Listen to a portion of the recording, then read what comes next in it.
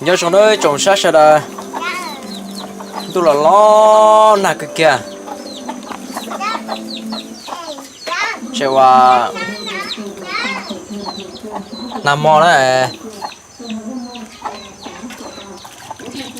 ủa chỉ xin là cái nè mà nó to cá lò rồi à một xem đó này mua ít tụ phao theo ít tụ gì lo sao tôi ở bên bờ nhẹ là chỗ yếu chua ba đâu cũ tụ khen nó chỉ ở trong đâu ấy hình gai thôi là bây giờ đồn cho mình yếu ít kilo gai nó đó ai qua nằm ở mùng ga tôi lo rồi nằm ở cũng cho công nó phải đó oh my god sao là khó sanh nào thì khó sao sự thì mua cá hay nào đấy sao tao cũng chọn trong xếp mua cá cả họ từ chỉ mua này à nó mua nó tí xì à cá rồi bỏ lên nhằng gai nhá ok trong một hoạt động của nó là trái pla thằng khỉ nhá tụi cái đi nó lẩu thì sắm một tuần nó chỉ là nó cái là một pla theo chỉ cả liệt cho biết tụi mình nhọc cái nào thế ok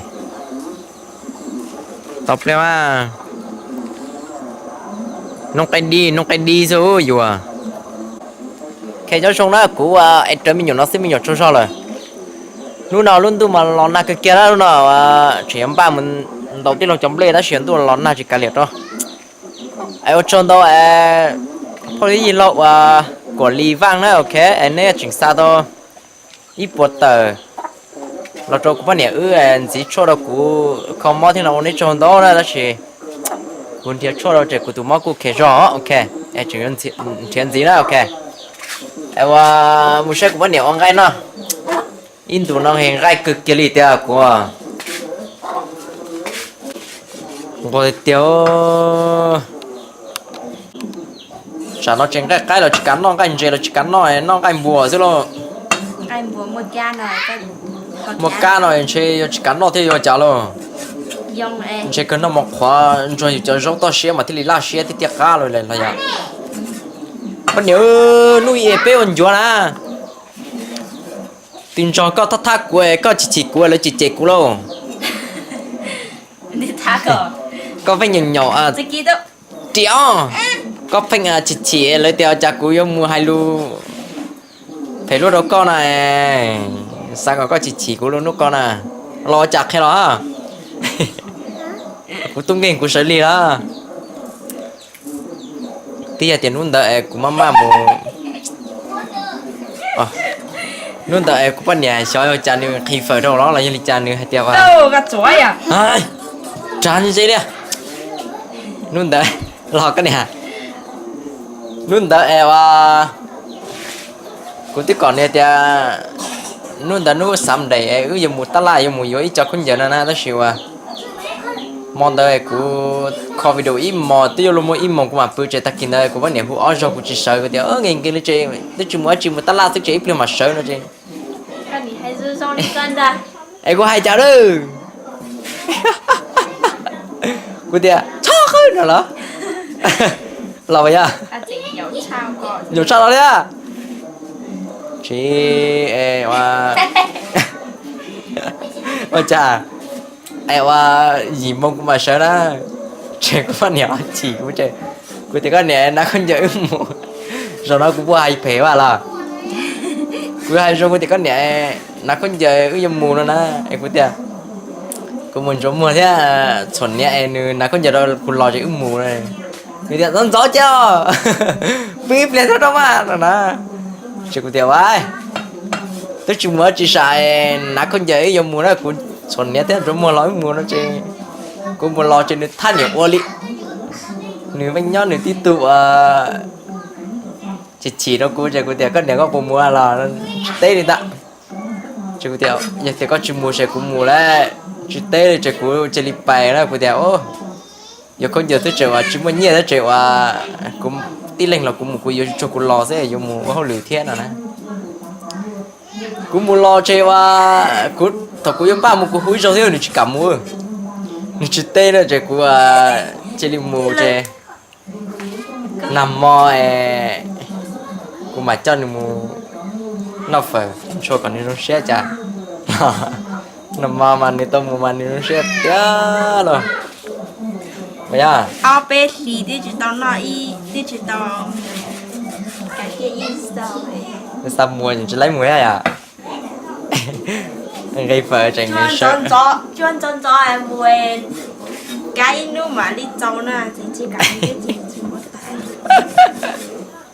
chuẩn rồi chi mỏ thì mua cái kia chỉ sao mua là chả chỉ món từ trong món tôi chỉ tao cá là để xem mà một cái tát là có tiền rồi im mỏ nó tích khứ nó tích sao một chả đó là chả chứ mà cũng một tát là cuối là mà nó chí cũng nó chỉ tiền của yếu nó cho lần tiền này chỉ không xé đấy chả mà của tiền thay không phải đi về ôn chuyện nữaนี่chỉ nó chỉ trốn tu tí trong xé là theo nằm mò chỉ có tí chân mình dính nó là một trò phao theo yên lối khẩn nhiên cho là yếu cho theo yếu tự ít kilo gai là cho là này ví dụ với con gai nó non gì khác một nó nữa nằm mò có nói phải buộc bọc khởi là chỉ tập bọc khởi à chỉ bọc khởi là on đi ha chỉ cho nhỏ cho chỉ mà thủ tích chỉ là thằng luôn xí sao lấy tiền chỉ cú tiền lấy tiền mà bỏ con luôn xí lấy tiền luôn xé sai hả lấy tiền lấy chỉ sáu sai con chỉ là lấy sáu sai con luôn xí thế là đấy chỉ ta chỉ nó luôn xí nó đó là cho chỉ cú là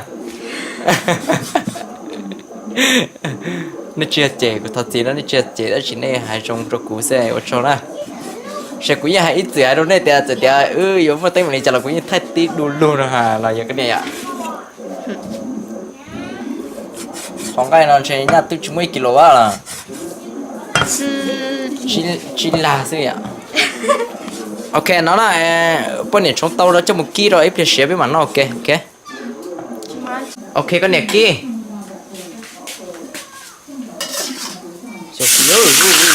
oh my god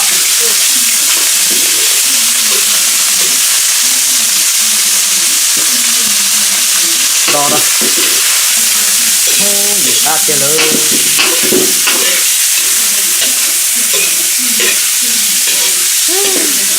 cái pla nha nè cho pla nó mà cứ pla như qua tít này đấy hai à check kỹ rồi tròn chơi bị tiếng á chúng ta chỉ chơi check cá này à ok con gì kỹ là cú nói ứng dụng nó là check pla à con này thì kỹ ứng dụng thì là bên nó đó ok bên chỗ 5 một con là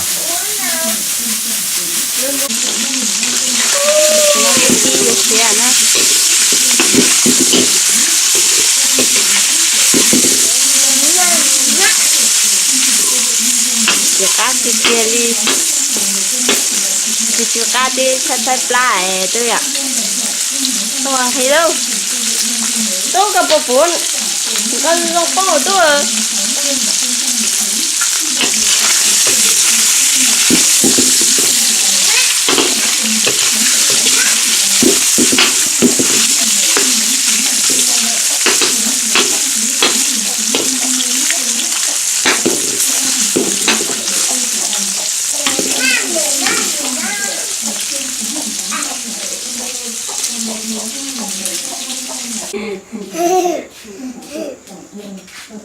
hơi yo chú đi mua nhẫn nói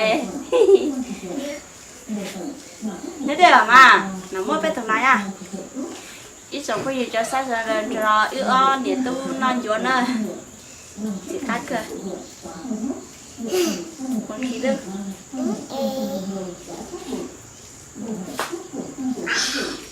này đào mang ăn bị mang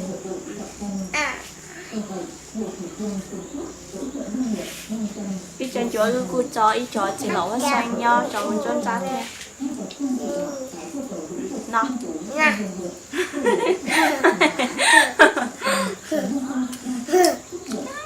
khác cơ, của khác, của khác chưa? À, Khác cơ rồi. nó ơi là Con ai kêu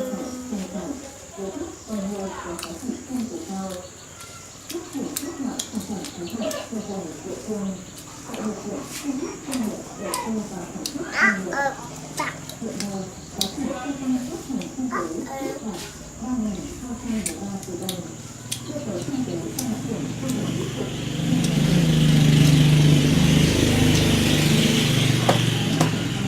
cái gì vậy? gì Tôi bỏ con. cái vẫn Chú bỏ con. Chú bỏ tôi xài. Giờ tao mà giờ xong mà bỏ vào. Sao? Bỏ. ăn bà lên như Các cái nơi. như Đấy nó vô. lần chưa Rồi bố.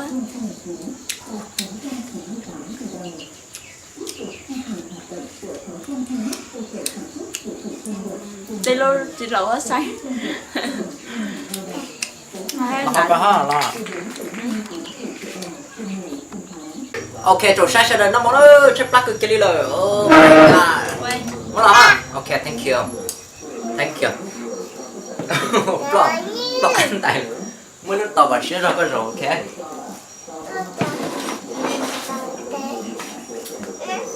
Rõ luôn mình sát sát. Ok. Bỏ mì là dạ, ok.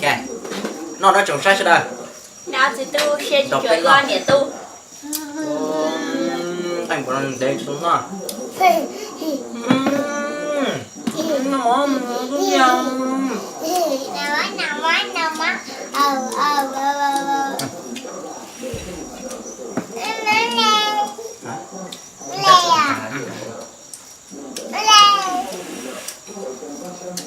Có một từ đá qua đây được. Nó có từ luôn. Em một từ này. Anh muốn lại gì quá. Tôi một từ đá thôi.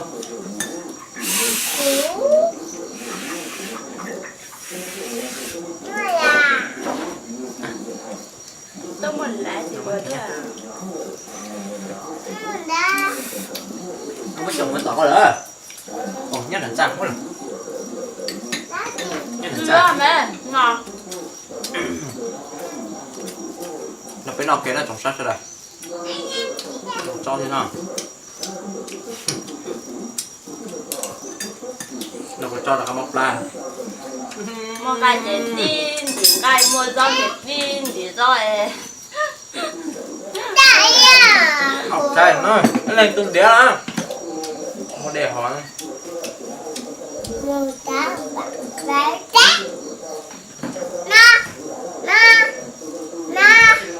Đấy nó cái nó chỉ cắt cơ cơ. Nó gai này mỗi in đi rốt hết hết cái. Ok.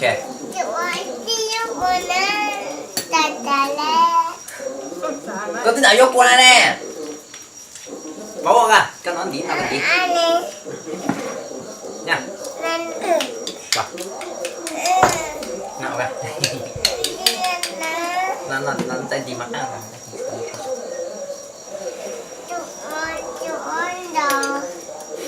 Đi qua chưa?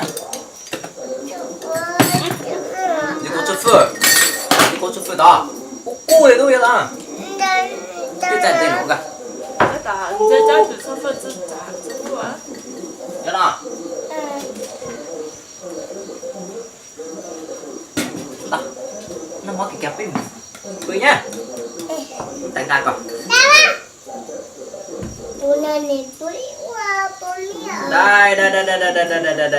Đây. Nó chọc nó. Cô mí tụ với cô luôn. Ok. Cái lên tụ đéo.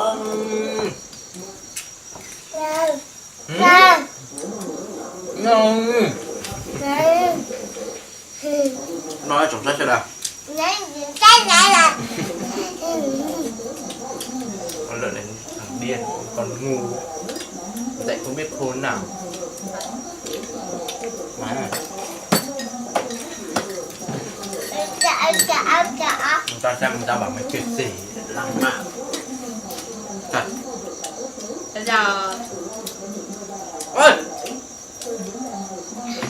à Chưa cho. tonto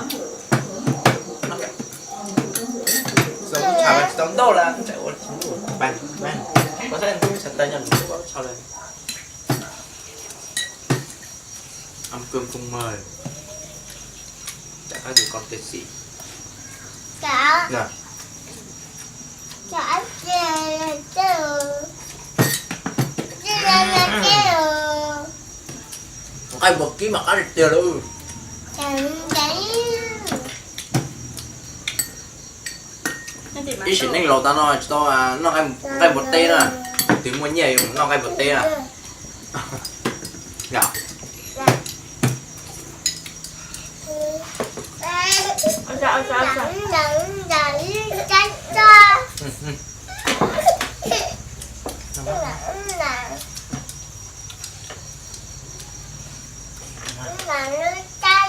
ok là cái nhá nó có kiện tới cái khuôn thôi à có chịu rõ đấy cái chán còn phải cho mấy không đi sai nha đường cái mình chết nó sai mà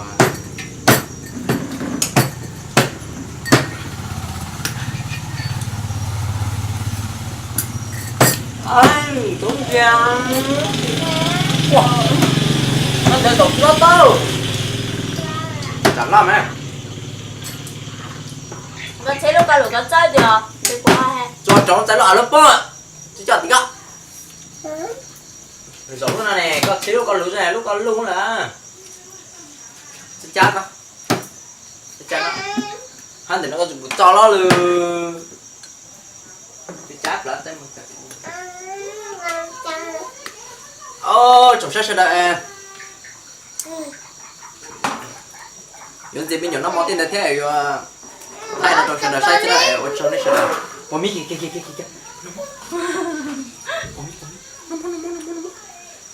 chọc có mít wow nó có chắc mà Nhớ nhắn nó ăn chó rồi. này con nhện này cho giò tôi nó tàu sai tàu đi cho cái nó lọt đi ô